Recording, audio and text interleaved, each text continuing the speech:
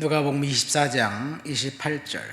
그들이 가는 마을에 가까이 가매 예수는 더 가시려 하는 것 같이 하시니 그들이 강권하여 이르되 우리와 함께 유하사이다. 때가 저물어 가고 날이 이미 기울었나이다 하니 이에 그들과 함께 유하로 들어가시니라. 그들이 함께 음식 잡수실 때 떡을 가지사 축사하시고 떼어 그들에게 주시니 그들의 눈이 밝아져 그인 줄 알아보더니 예수는 그들에게 보이지 아니하시는지라. 그들이 서로 말하되 길에서 우리에게 말씀하시고 우리에게 성경을 풀어주실 때 우리 속에서 마음이 뜨겁지 아니하더냐 하고 곧 그때로 일어나 예루살렘에 돌아가 보니 11 제자 및 그들과 함께한 자들이 모여 있어 말하기를 주께서 과연 살아나시고 시몬에게 보이셨다 하는지라. 두 사람도 길에서 된 일과 예수께서 떡을 떼심으로 자기들에게 알려주신 것을 말하더라. 아멘. 엠마오로 가는 두 제자 이야기의 후반부를 읽었습니다. 엠마오로 가는 두 제자, 이 사람 중 한 사람은 글로바입니다. 글로바는 예수님의 제자는 아니지요. 근데 제자라고 여기 나와 있습니다. 오늘 본문 35절에 보니까 11 제자가 이제 예루살렘에 있는 것으로 볼 때 이 글로바는 12 제자 중에 한 사람 역시 아닙니다. 누가복음 24장에 보면 예수님께서 십자가에 달려 돌아가셨을 때 그 십자가 밑에 있었던 사람들 중에 마리아가 여성들이 있었는데 그 중에 한 명이 마리아가 이제 글로바의 아내 마리아라고 이야기하고 있습니다. 글로바의 아내 마리아, 그러니까 마리아의 남편이죠. 마리아가 6명이 있습니다. 그럼 글로바가 누구냐? 요한복음에 보면 예수님께서 부활하시고 난 다음에 예수님께서 무덤에 들어가셨을 때 향품을 가지고 간 사람들 중에 그 작은 야고보의 엄마 마리아가 나옵니다. 예수님의 제자 중에 야고보가 2명 있어요. 첫 번째 야고보는 요한의 형 야고보고, 두 번째 야고보는 마태복음 10장에 보면 알페오의 아들 야고보입니다. 그러니까 글로바는 알페오입니다. 그리고 또 다른 사람은 누구인지 모르겠습니다. 그 안에 마리아일까? 마리아는 아닌 것 같기도 합니다. 왜냐하면 마리아는 이 예수님께서 부활하신 날 그 향품을 가지고 무덤에 갔다가 부활하신 주님을 만났기 때문에 또 아닙니다.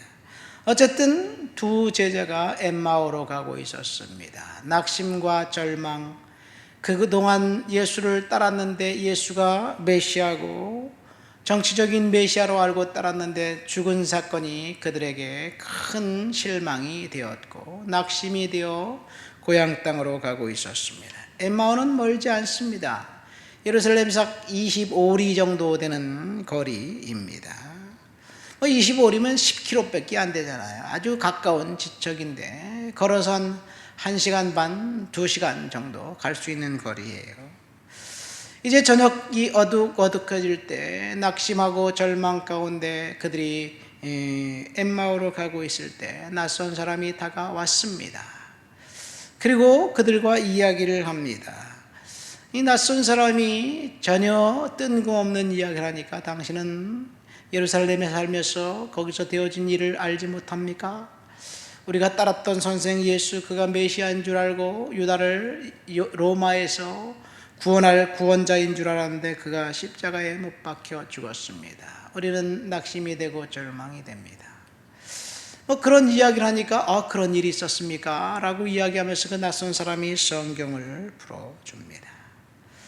분명히 그 낯선 사람은 부활하신 주님인데 그들은 부활하신 주님을 만났음에도 불구하고 알아채지 못했습니다.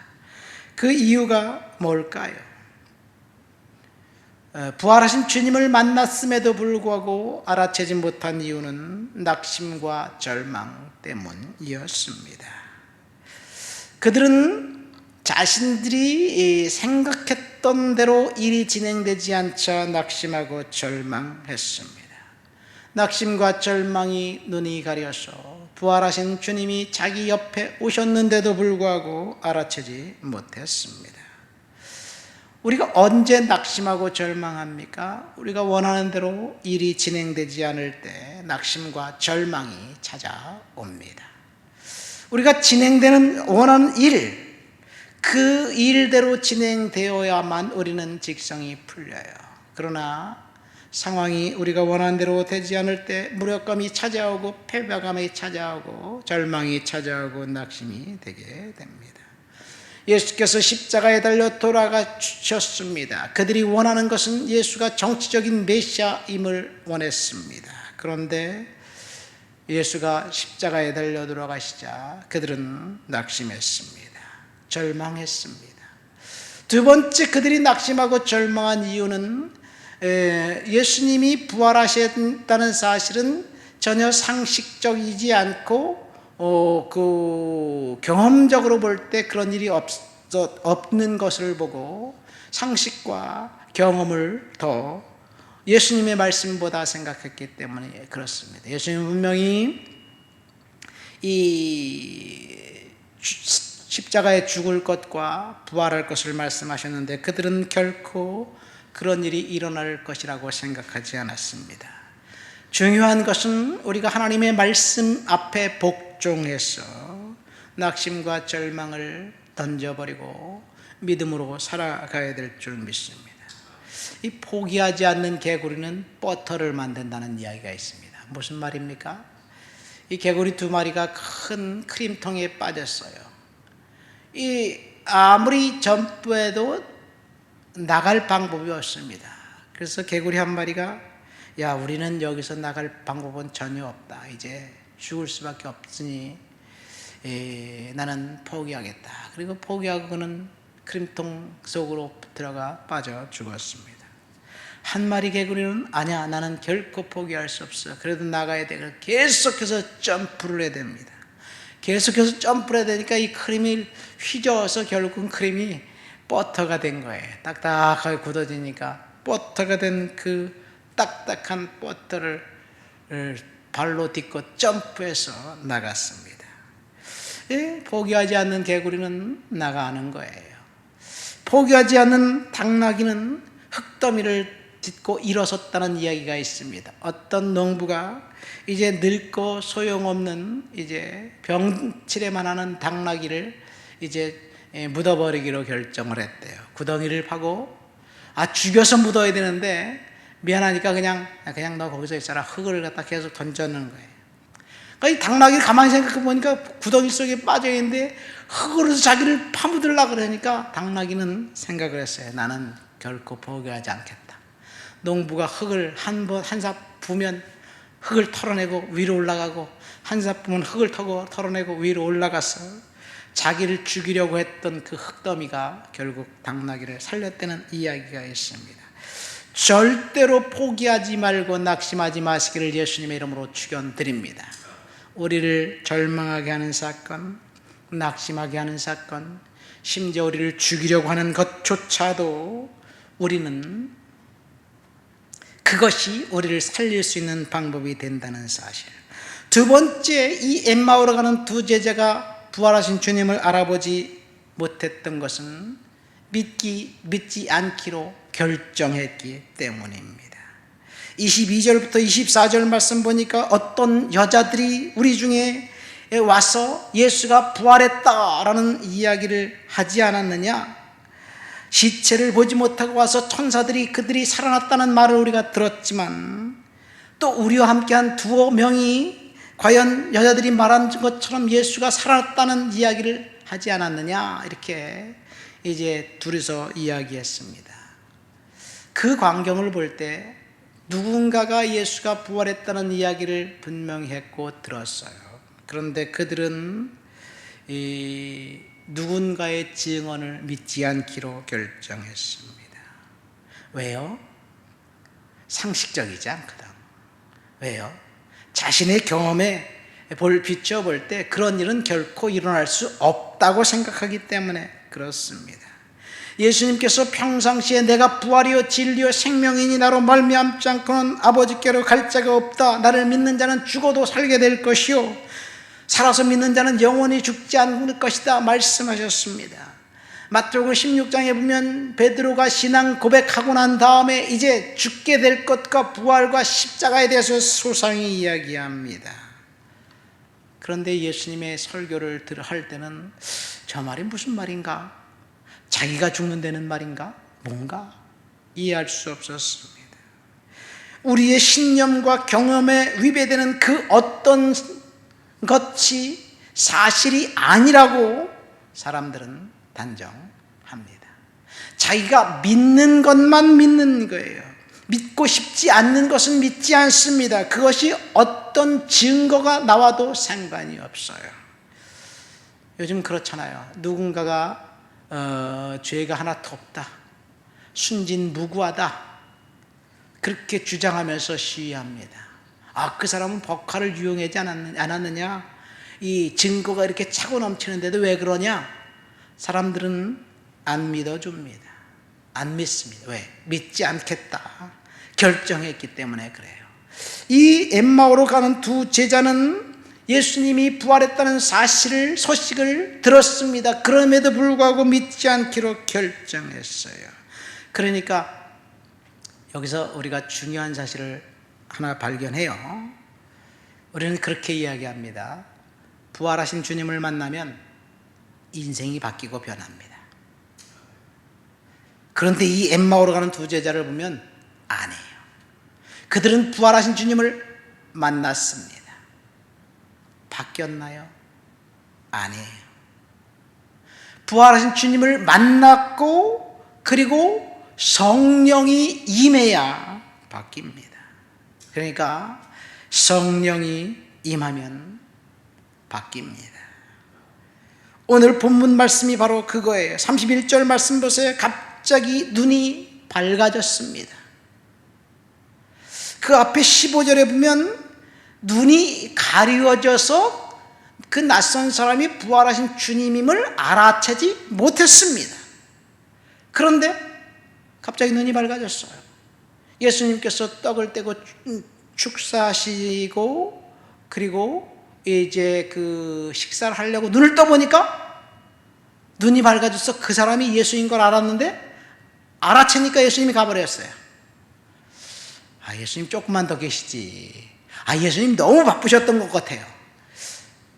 예수를 안 믿는 사람들, 부활했다는 사실을 안 믿는 사람들이 너무 많으니까 야야 급하다 급해. 너희들은 이 정도 했으면 됐다. 난 다른 데를 가야 된다. 도마에게 가야 되겠다. 그리고 도마에게 가셨는지 모르겠습니다. 여러분, 이것이 주님이 하신 일이에요. 무엇이 그들로 하여금 감긴 눈을 뜨게 했는가? 성령의 일입니다. 성령께서 역사하시면 눈이 떠지고 그리고 하나님이 하신 일들을 보게 될 줄 믿습니다. 여기서 우리가 알 수 있는 일이 무엇인가요? 우리가 기도하는 것들, 이미 여기 말씀 보면 그들이 이제 눈이 떠서 그 낯선 사람이 이 예수님, 부활하신 주님임을 알고 난 다음에 이렇게 이야기합니다. 그분이 성경 말씀을 풀어줄 때 우리 마음이 뜨겁지 아니었냐? 마음이 뜨거웠다는 것은 무슨 말입니까? 성령께서 그 마음속에 역사하셨다는 얘기. 뜨거운 마음이 있었음에도 불구하고 옆에서 이야기하는 그 사람이 부활하신 주님임을 알지 못했어요. 마음이 뜨거웠다는 것은 부활하신 주님을 만났다는 것을 확인합니다. 마음이 뜨거웠다는 것은 우리 식구한테 적용을 해보면 응답이 임했다는 것 아닐까요? 우리가 하나님 앞에 기도했는데 응답이 왔어요. 근데 우리는 그렇게 생각합니다. 응답은 환경이 바뀌어야지 응답 아닌가요? 응답은 통장에 잔고가 쌓여야지 응답이 아닌가요? 응답은 문제가 풀어져야 되고, 응답은 매출이 올라가야 되고, 응답은 건강에서 병이 낫다는 소식이 들려야지 응답이 아닌가요? 우리는 그렇게 생각합니다. 맞습니다. 그것이 응답입니다. 그러나 응답은 그것보다 하나님이 우리의 마음을 움직여 주시는 거예요. 어쩌면 우리는 이미 응답을 받았습니다. 그런데 응답을 받았음에도 불구하고 아직 아니에요, 주님. 그렇게 요구하는 것이 아닌가 생각됩니다. 중요한 것은 성령께서 우리의 마음에 다시 찾아오시면 다시 확실한 응답을 알게 하실 줄 믿습니다. 그러니까 응답은 환경이 바뀌는 것도 중요하지만 우리의 마음을 바꾸는 거예요. 이 엠마오로 갔던 두 제자는 부활하신 주님을 만나고 그 즉시 다시 예루살렘으로 갔어요. 가보니까 여러 제자들이 모여 있는 거예요. 거기서 웅성거리고 수군대는 거예요. 야, 우리가 부활하신 주님을 만났다. 그러니까 우리도 만났지롱. 그리고 가서 증언한 거예요. 환경이 바뀌었나요? 안 바뀌었어요. 그들의 마음이 바뀌었습니다. 말씀을 맺습니다. 성령께서 눈을 뜨게 하시다라는 제목으로 설교를 들었습니다. 우리는 그렇게 생각하죠. 부활하신 주님을 만나면 인생이 바뀝니다. 맞습니다. 부활하신 주님을 만나면 인생이 바뀝니다. 그러나 거기에 부활하신 주님을 만난 그것 위에 성령께서 임하면 저와 여러분들의 인생이 바뀔 줄 믿습니다. 하나님 아버지 감사합니다. 성령님 우리에게 찾아오셔서 눈을 뜨게 주시옵소서. 만나 주옵소서. 예수님 이름으로 기도합니다. 아멘.